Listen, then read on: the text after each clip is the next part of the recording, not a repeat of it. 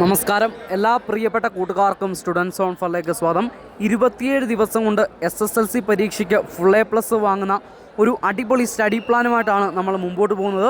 ഇന്ന് ആ സ്റ്റഡി പ്ലാൻ്റെ 6ാമത്തെ ദിവസമാണ്.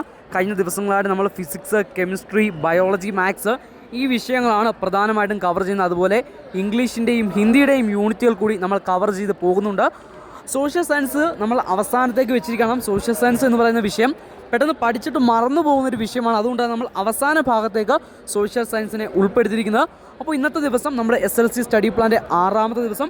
ഇന്ന് നിങ്ങൾക്ക് പഠിക്കുവാനുള്ളത് ഫിസിക്സിൻ്റെ 4ാമത്തെ ചാപ്റ്റർ, അതുപോലെ തന്നെ കെമിസ്ട്രിയുടെ 4ാമത്തെ ചാപ്റ്റർ, അതുപോലെ ഇംഗ്ലീഷിൻ്റെ ഫസ്റ്റ് യൂണിറ്റ്. ഇന്നലെ ഞാൻ പറഞ്ഞിരുന്നു 2 ദിവസം കൊണ്ടാണ് കവർ ചെയ്യേണ്ടത്.